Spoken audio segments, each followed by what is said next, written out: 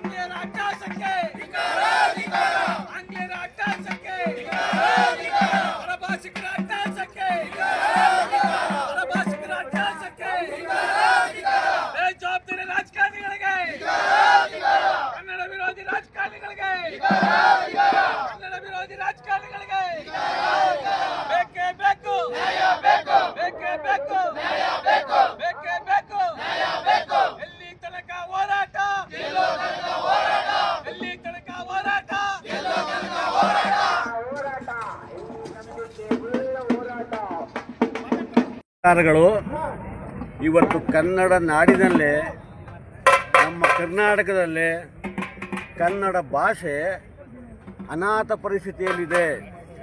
ಇದಕ್ಕೆ ಕಾರಣ ಬೇರೆ ಯಾರೂ ಅಲ್ಲ, ನಮ್ಮ ಕನ್ನಡಿಗರೇ.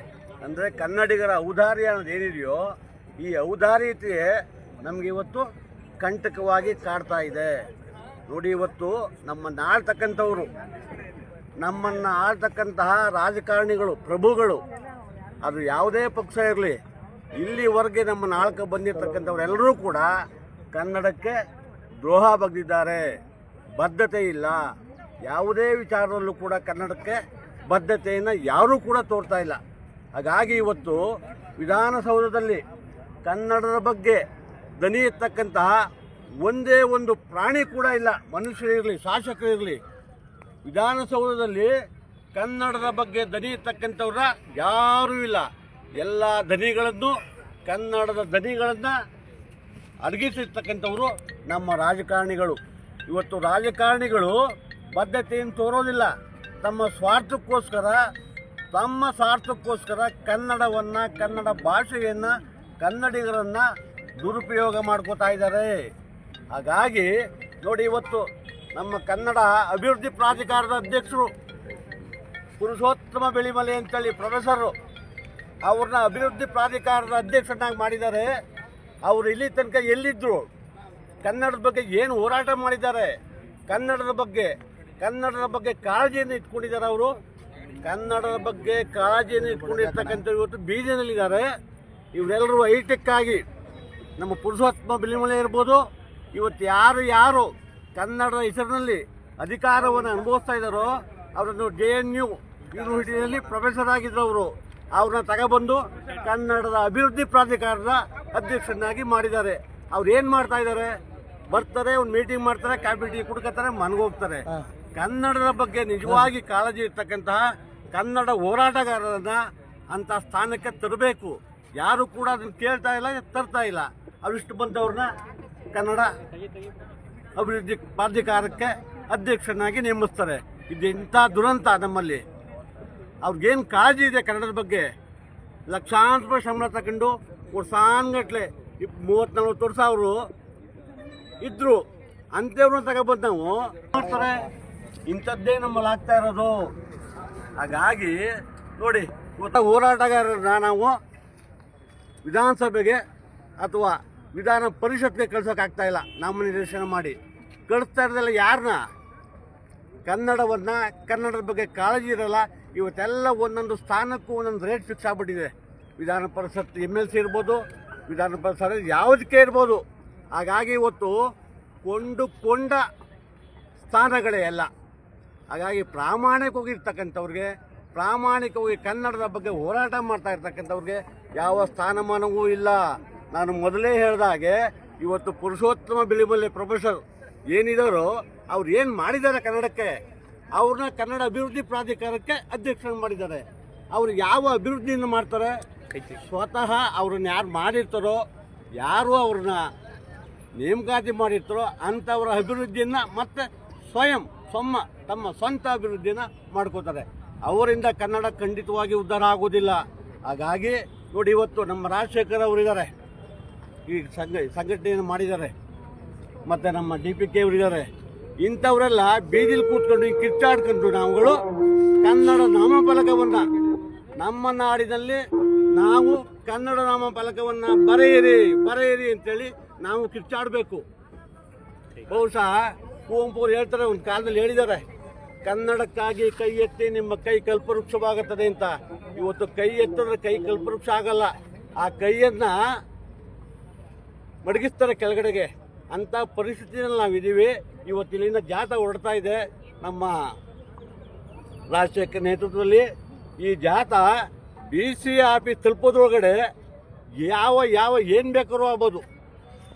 ಹಾಗಾಗಿ ಕನ್ನಡಿಗರೇ ಇವತ್ತು ದ್ರೋಹ ಮಾಡ್ತಾ ಇರೋದು. ನನ್ನ ಪ್ರಕಾರ ಕನ್ನಡ ಇವತ್ತು ಉದ್ಧಾರ ಆಗ್ಬೇಕಂತ ಹೇಳಿದ್ರೆ ಕನ್ನಡಿಗರು ಜಾಗೃತರಾಗಬೇಕು. ನಾನು ಹಾಗಾಗಿ ಹೇಳ್ತಾ ಇರ್ತೀನಿ, ಬೆರಳುಗಳಾಗಬಾರ್ದು, ನಾವು ಮುಷ್ಟಿ ಆಗಬೇಕು, ಒಗ್ಗಟ್ಟಾಗಬೇಕು. ಇವತ್ತು ನೋಡಿ, ಎಷ್ಟೊಂದು ಕನ್ನಡ ಸಂಘ ಸಂಸ್ಥೆಗಳಿವೆ, ಇಷ್ಟು ಸಂಘಟನೆ ಮಾಡಿ ಇವ್ರು ಮಾಡ್ಬೇಕಾದ್ರೆ ಎಷ್ಟು ಕಷ್ಟ ಇದೆ. ಎಲ್ಲರೂ ರಾಜ್ಯಾಧ್ಯಕ್ಷಗಳೇ, ಪ್ರತಿಯೊಬ್ಬರು ರಾಜ್ಯಾಧ್ಯಕ್ಷಗಳೇ, ಯಾರು ಕೂಡ ಒಗ್ಗಟ್ಟಾಗಲ್ಲ. 1000 ಜನ ಬರಬೇಕು, 1000 ಜನ ಬಂದು ಮಂಡ್ಯ ಏನೂ ಸಾಧಿಸಕ್ಕಾಗೋದಿಲ್ಲ. ಹಾಗಾಗಿ ಎಲ್ಲಾ ಸಂಘ ಸಂಸ್ಥೆಗಳು ಇಂಥದ್ದು, ಈಗ ನಮ್ಮ ರಾಜಶೇಖರ್ ಅವರು ಇಂಥದ್ದೊಂದು ಜಾಥಾ ಏರ್ಪಾಡು ಮಾಡಿದ್ದಾರೆ. ವಾಲಂಟಿಯರ್ ಬರಬೇಕು, ಸ್ವಯಂ ಜಾಗೃತರಾಗಿ ಬರಬೇಕು. ಇವತ್ತು ಮಾಡ್ತಾ ಇರೋ ಉದ್ದೇಶ ಇಷ್ಟೇ, ಕನ್ನಡಿಗರು ಜಾಗೃತರಾಗಬೇಕು. ನಮ್ಮ ಮನೆಗೆ ಬೆಂಕಿ ಬೀಳ್ತಾ ಇದೆ. ಒಂದು ಕಾಲದಲ್ಲಿ ನಮ್ಮ ಕೈಯಾರ ಕೀರ್ಣರು ಹೇಳ್ತಾ ಈ ದಿನ ಮೊದಲನೇದಾಗಿ ಕರ್ನಾಟಕ ರಾಜ್ಯ ಸರ್ಕಾರ ಆದೇಶ ಮಾಡಿರುವ ಹಾಗೆ 60% ಕಡ್ಡಾಯವಾಗಿ ನಾಮಫಲಕಗಳನ್ನು ಹಾಕಲೇಬೇಕು.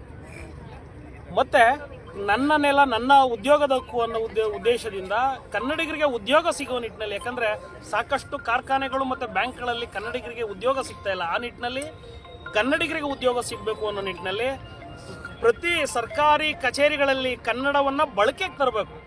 ಇದು ನಮ್ಮ ಹಕ್ಕು, ನಮ್ಮ ಭಾಷೆ. ನಾವು ಕನ್ನಡಿಗರು ಪ್ರೀತಿ ಪ್ರಿಯರು, ಶಾಂತಿ ಪ್ರಿಯರು, ಆದರೆ ಕ್ರಾಂತಿ ಪ್ರಿಯರೂ ಸಹ ಹೌದು.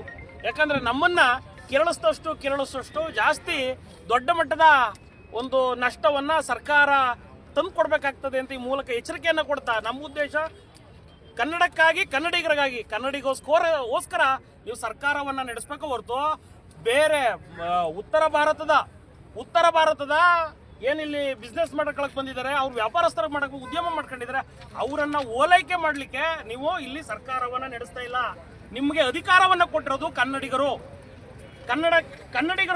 ನೀವು ಓಟ್ ಹಾಕಿಲ್ಲ ಅಂತಂದ್ರೆ ಉತ್ತರ ಭಾರತದವ್ರು ಬಂದು ಓಟ್ ಹಾಕಿ ಏನಾದ್ರು ಗೆಲ್ಸಿದಾರ, ಅಧಿಕಾರ ಕೊಟ್ಟಿದ್ದಾರಾ? ಅದಕ್ಕೆ ಅದೇ ಉದ್ದೇಶಕ್ಕೋಸ್ಕರ ಇವತ್ತು ಕನ್ನಡಿಗರಿಗೆ ಉದ್ಯೋಗ, ಆಮೇಲೆ ಕನ್ನಡಿಗರಿಗೆ ಉದ್ಯಮನೂ ಸಿಗಬೇಕು. ಈಗ ಹಲವು ಬೇಡಿಕೆಗಳನ್ನ ಇಟ್ಕೊಂಡು ಇವತ್ತು DC ಕಚೇರಿ ಇದು ಸರ್ಕಾರಕ್ಕೆ ಮುಟ್ಟಬೇಕು ಅನ್ನೋ ನಿಟ್ಟಿನಲ್ಲಿ ಇವತ್ತು DC ಕಚೇರಿಗೆ ಮುಂಭಾಗ ಹೋಗ್ತಾ ಇದ್ದೇವೆ.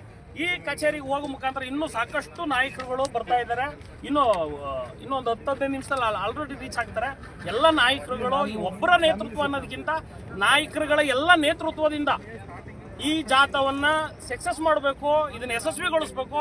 ಈ ಜಾಥಾ ಮುಖಾಂತರ ಸರ್ಕಾರದ ಗಮನವನ್ನು ಸೆಳೆಯಬೇಕು ಅಂತ ಉದ್ದೇಶದಿಂದ ಕನ್ನಡಾಂಬೆ ರಕ್ಷಣಾ ವೇದಿಕೆ ಈ ಹೋರಾಟಕ್ಕೆ ನೇತೃತ್ವವನ್ನು ತಗೊಂಡು ಸಾಕಷ್ಟು ಸಂಘ ಸಂಸ್ಥೆಗಳು ಬಂದಿದೆ, ಇನ್ನು ಬರ್ತಾರೂ ಇದ್ದಾರೆ. ಅವರೆಲ್ಲರ ಬೆಂಬಲದಿಂದ ಸಹ ಯಶಸ್ವಿಯಾಗಿ ಈ ಜಾಥಾವನ್ನ ನಾವು ಹಮ್ಮಿಕೊಳ್ತಾ ಇದ್ದೇವೆ.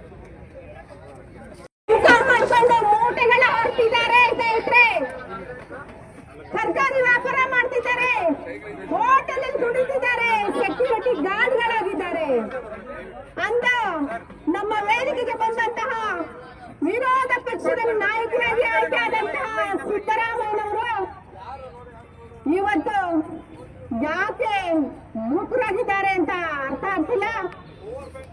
ಇನ್ನೂ ಎಚ್ಚೆತ್ಕೊಳ್ಳಿಲ್ಲ ಅಂದ್ರೆ ಇಡೀ ನಾಡಿನಾದ್ಯಂತ ಎಲ್ಲ ಕನ್ನಡ ಪರ ಸಂಘಟನೆಗಳು ಬೀದಿಗಿಂದ ಹೋರಾಟವನ್ನು ಮಾಡ್ತದೆ.